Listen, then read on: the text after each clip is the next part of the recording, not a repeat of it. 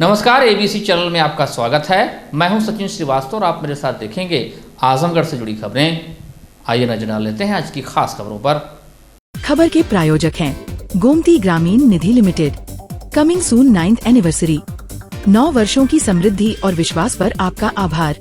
अगस्त 2025 में हमसे जुड़िए और जश्न मनाइए। Sarvodaya public school Harbanshpur Azamgarh. Admission open for classes nursery to 9th and 11th। Kashi Gomti jewellers, a wing of Kashi Gomti group निकट भंबरनाथ मंदिर अयोध्या रोड आजमगढ़। सोने, चांदी और डायमंड की ज्वेलरी का विशाल संग्रह और लाइफस्टाइल फर्नीचर बेलना डी आजमगढ़। आजमगढ़ जिले के अतरौलिया थाना क्षेत्र के अचलीपुर गांव में गुरुवार सुबह एक दिल दहला देने वाली घटना सामने आई। पारिवारिक विवाद के चलते बेटे ने ही अपनी मां को धारदार हथियार से मौत के घाट उतार दिया। इस घटना से पूरे इलाके में सनसनी फैल गई। जानकारी के अनुसार अचलीपुर गांव निवासी विजयकांति पांडे उम्र 55 वर्ष पत्नी स्वर्गीय गोपाल पांडे घर पर अपने छोटे बेटे प्रवीण पांडे व बहू श्वेता के साथ रह रही थी। गुरुवार सुबह करीब 10:30 बजे बड़े बेटे प्रणव पांडे उम्र 35 वर्ष घर पहुंचा और किसी बात को लेकर मां से विवाद करने लगा। विवाद बढ़ने पर उसने धारदार हथियार से ताबड़तोड़ हमला कर मां को गंभीर रूप से घायल कर दिया। परिजन व पड़ोसी उन्हें आनन फानन में अतरौलिया के 100 शैय्या अस्पताल ले गए, जहां डॉक्टरों ने मृत घोषित कर दिया। घटना की सूचना पर क्षेत्राधिकारी अजय प्रताप सिंह, थानाध्यक्ष अमित कुमार मिश्र व पुलिस बल मौके पर पहुंचे और जांच पड़ताल शुरू कर दी। पुलिस ने शव को कब्जे में लेकर पोस्टमार्टम के लिए भेज दिया है। बताया जा रहा है कि मृतका के पति गोपाल पांडे का निधन लगभग 10 वर्ष पहले कैंसर से हो चुका था। उनके 2 बेटे प्रणव पांडे 35 वर्ष, प्रवीण पांडे 30 वर्ष और एक बेटी अंशिका है। सभी की शादी हो चुकी है। घटना के बाद से परिजनों का रो रो कर बुरा हाल है। छोटे बेटे प्रवीण पांडे ने पुलिस को तहरीर देकर बड़े भाई प्रणव पांडे पर हत्या का आरोप लगाया है। मुकदमा दर्ज कर पुलिस आरोपी की तलाश में दबिश दे रही है। सर, हम घर पे थे नहीं, हम अपने रोजी रोजगार के लिए निकल गए थे आजमगढ़ डिस्ट्रिक्ट, और माताजी अपने हाथ से जो है चावल और गेहूं के कुछ जो है पोटली हमें दी। बोले कि आपके बड़े भाई जो है आजमगढ़ रहते हैं। उनका सर नाम है श्रवण कुमार पांडे, पुकारू नाम उनका है मनीष पांडे। माताजी का क्या नाम है? माताजी का नाम है श्री विजयकांति पांडे। उम्र कितनी होगी? उम्र सर 55 के लगभग होगी। फिर क्या हुआ? फिर सर हम वही उनकी राशन लिए, जो गेहूं और चावल जो है बना के माताजी दी हमें, और अपना बाइक लिए आजमगढ़ के लिए हम रवाना हो गए। आप लोग कितने भाई बहन हैं? हम सर 2 भाई और 1 बहन है। बड़े भाई श्रवण कुमार पांडे हैं, उसके बाद बहन अंशिका पांडे, पुकारू नाम भोली है। हमारा नाम पुकारू रवि पांडे है जी, और प्रवीण कुमार पांडे। घटना जब हुई उसके बाद देखा कौन? घटना के समय कोई घर में था या? घटना के समय जो है घर पे हमारे बस केवल हमारे 2 छोटे छोटे बच्चे हैं। एक हमारी नई नवेली बीवी है और हमारी माँ थी, और कोई उस टाइम नहीं था।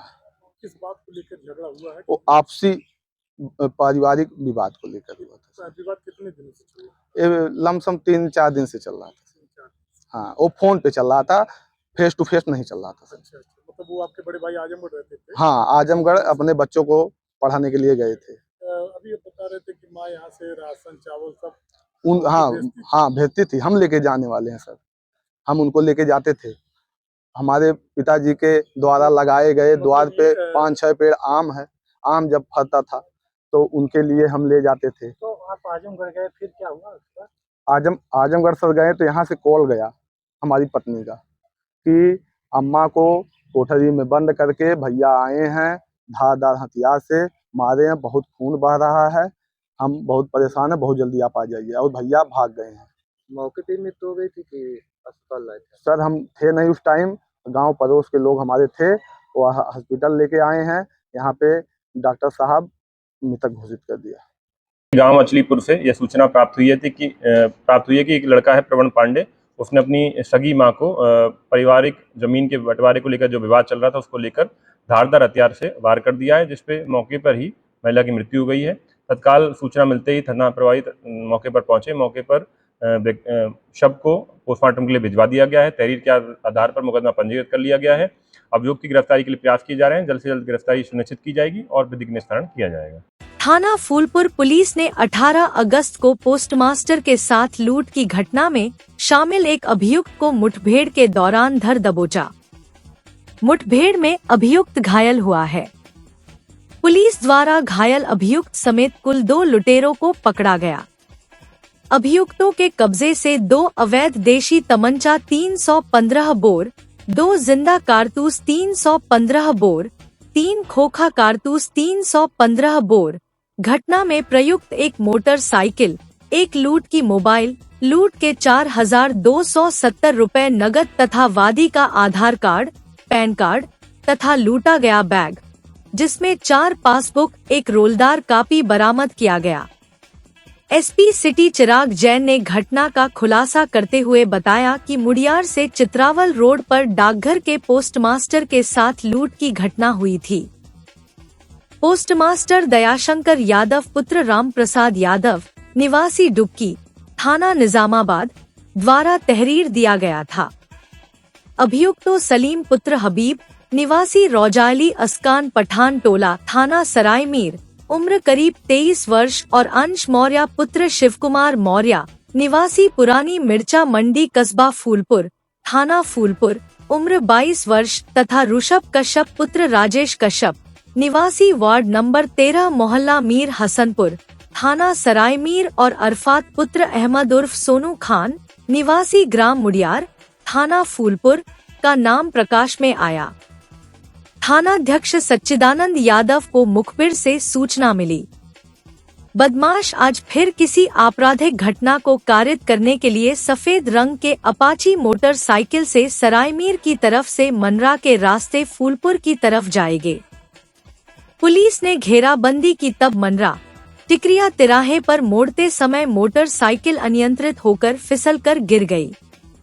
अभियुक्तगण द्वारा झाड़ी के पीछे छिपते हुए पुलिस पार्टी पर जान से मारने की नियत से फायरिंग की गई। पुलिस द्वारा बाइक सवार तीनों व्यक्तियों को पर्याप्त चेतावनी दिए जाने के पश्चात भी उनके द्वारा पुनः फायरिंग की गई।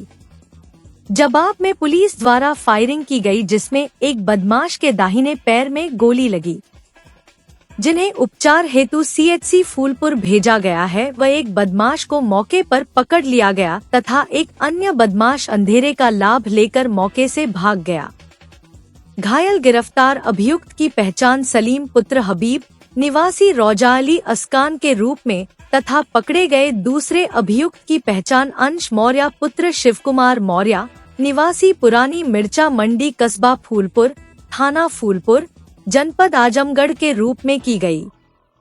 गिरफ्तार अभियुक्त सलीम पुत्र हबीब द्वारा पूछताछ में बताया गया कि मैं व मेरे साथी तीनों लोग मिलकर असलहे के दम पर छोटी मोटी चोरी एवं लूट की घटनाएं करते हैं। इसी बीच लगभग 1 सप्ताह पहले हम लोगों के दोस्त अरफात पुत्र अहमद उर्फ सोनू खान निवासी ग्राम मुडियार, थाना फूलपुर हम लोगों से मिला और बताया कि मेरे गांव में डाकखाना है, जिसका मुंशी काफी पैसा लेकर रोज साइकिल से आता जाता है, जिसके साथ लूट करने से लगभग 1 से 2 लाख रुपया मिल सकता है। अरफात हम लोगों को साथ लेकर रास्ते की रेकी भी कराया था। घटना से पूर्व भी हम लोग उस मुंशी को लूटने वाले थे, लेकिन लोगों के ज्यादा आवागमन के कारण लूट करने में सफल नहीं हो सके। 18 अगस्त को मुडियार पोस्ट ऑफिस के मुंशी पोस्ट ऑफिस से पैसा लेकर जा रहे थे तो हम लोगों ने मुडियार आम के बाग के पास रोड पर उनका बैग छीन लिया। उस बैग में हम लोगों को लगभग 8,000 रुपए नगद तथा एक सैमसंग की मोबाइल टच स्क्रीन व एक कीपैड मोबाइल आईटेल व एक अंगूठा स्कैन करने का डिवाइस और डाकखाने के कुछ कागजात मिले थे। बरामद मोटरसाइकिल के बारे में पूछने पर बताया कि मेरे यहाँ जो लड़के जिम करने आते हैं उन्हीं लड़कों से बारी बारी मोटरसाइकिल को किसी न किसी बहाने से मांगकर इस तरह की आपराधिक घटनाएं करता हूं।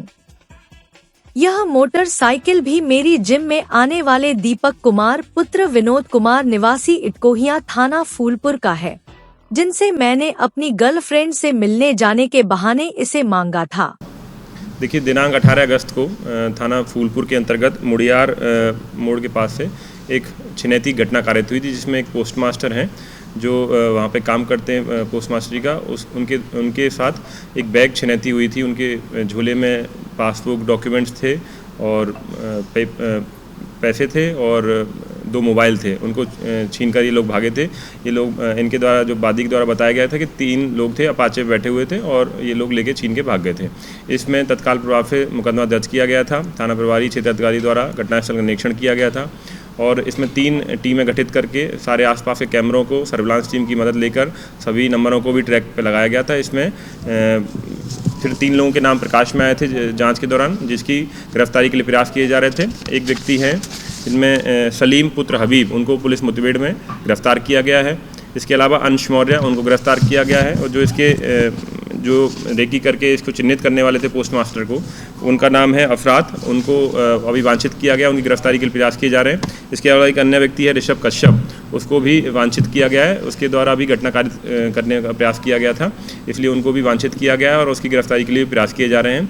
जब इनके पास से अभी तक 2 अदद देसी तमंचे और 4270 रुपये, एक मोबाइल आईटेल कंपनी की और वादी के आधार कार्ड, पैन कार्ड, पासबुक, ये सब चीज़ें बरामद की गई हैं। बैग जो गए थे वो बरामद किया गया है।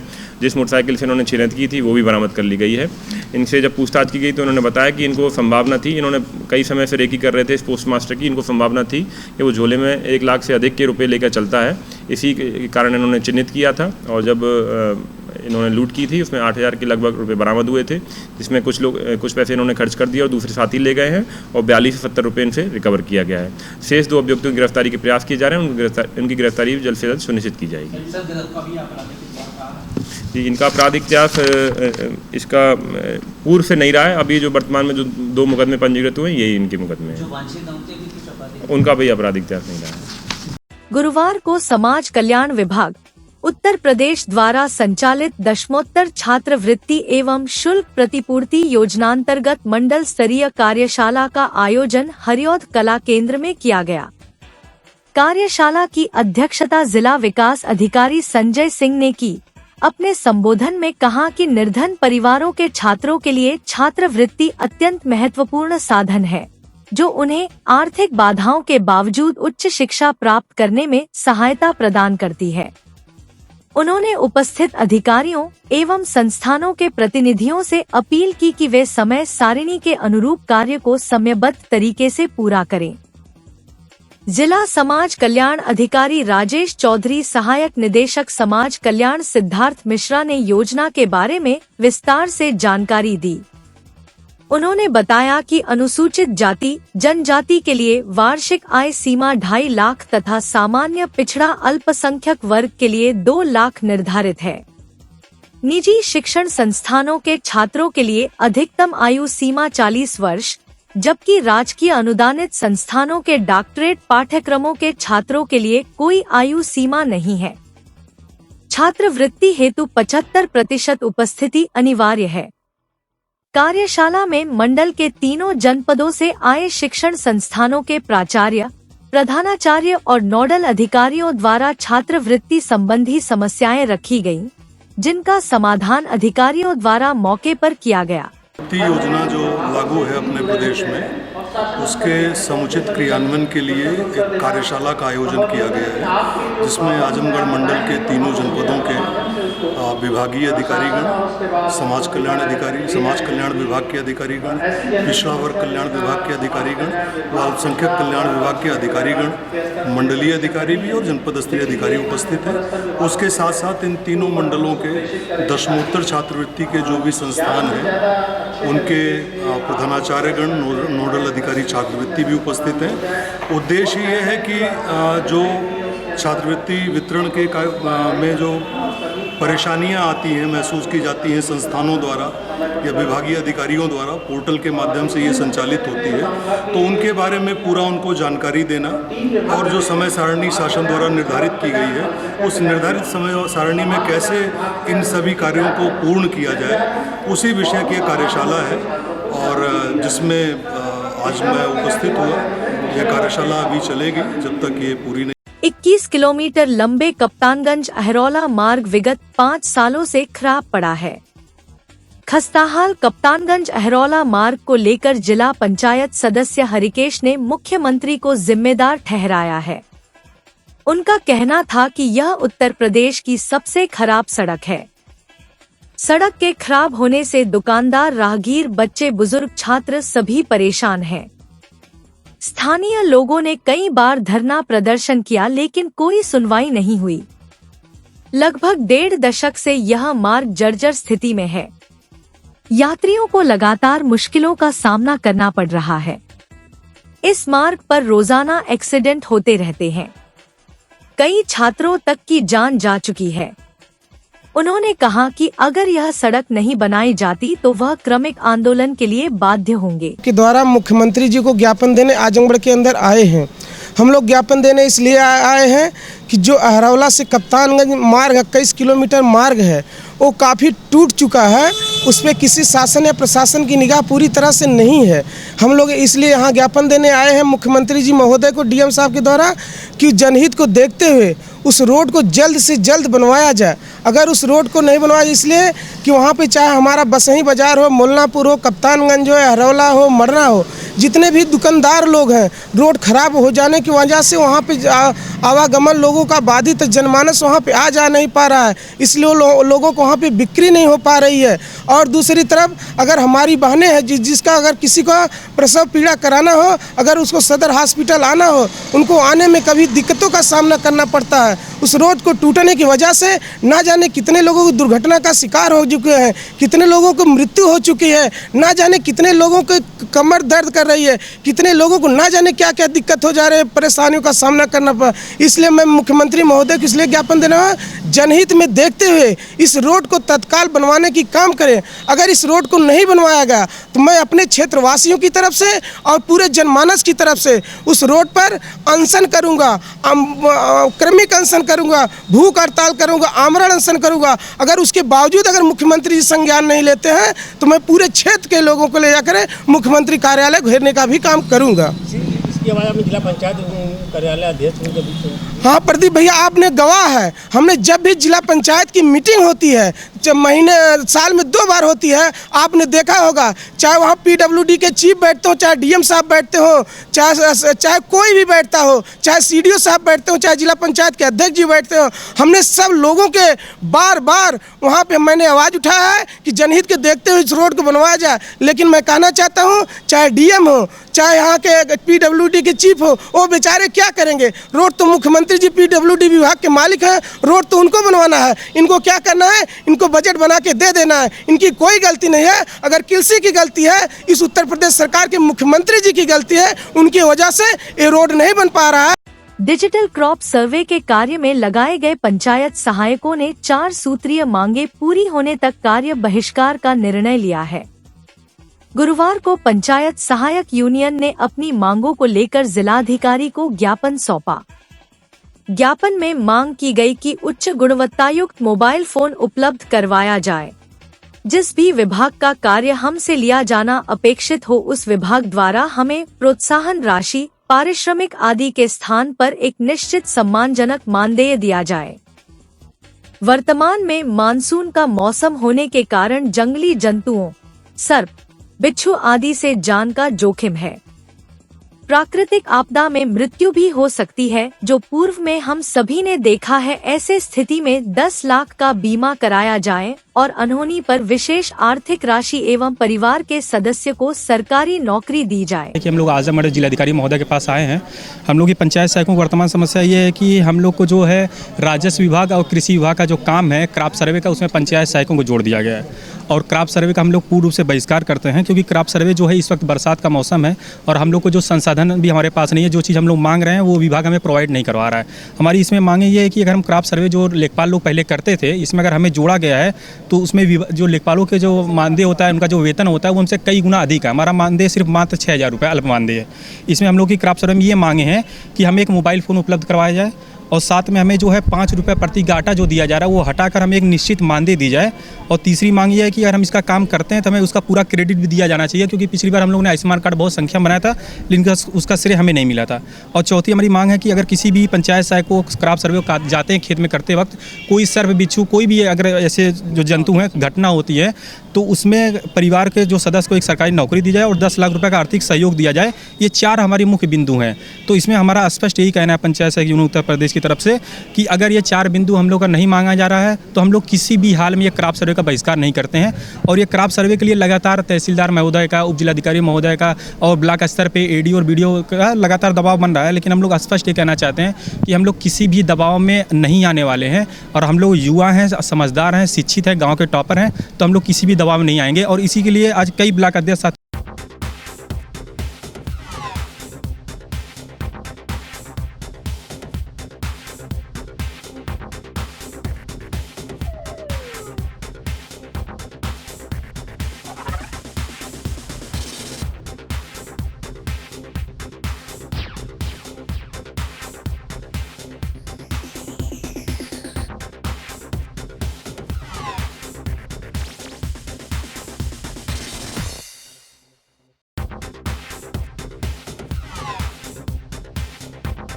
Lifestyle furniture, Belnadi, Azamgarh. सभी प्रकार के फर्नीचर एवं इलेक्ट्रॉनिक सामानों की भरपूर रेंज उपलब्ध। हमारे यहाँ EMI की सुविधा 0% ब्याज पर उपलब्ध। इलेक्ट्रॉनिक सामानों में LED TV, refrigerator, washing machine, air conditioner, air cooler, deep freezer, water cooler, mixer juicer, iron, fan, induction, battery, inverter, electric geyser, gas geyser, आटा चक्की इत्यादि। फर्नीचर के सामानों में बेड, गद्दा, सिंगारदान, अलमीरा, sofa, table, chair, rack, stool, संदीली, सीढ़ी, डाइनिंग टेबल, झूला आदि। शादी विवाह की हो तैयारी या ऑफिस और घर के लिए सामानों की करनी हो खरीदारी, पहुँचिए lifestyle furniture, Belnadi, Azamgarh. Kashi Gomti jewellers, a wing of Kashi Gomti group, निकट भंवरनाथ मंदिर, अयोध्या रोड, आजमगढ़।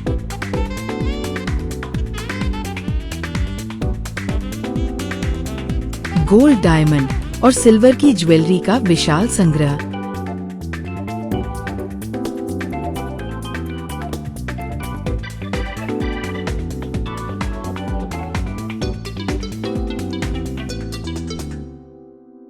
शादी के गहनों का संपूर्ण पैकेज मात्र 1,51,000 रुपए में। शुद्धता की 100% गारंटी। खूबसूरत लम्हों को बनाएं और यादगार। पहुँचे काशी गोमती ज्वेलर्स, निकट भंवरनाथ मंदिर, अयोध्या रोड, आजमगढ़।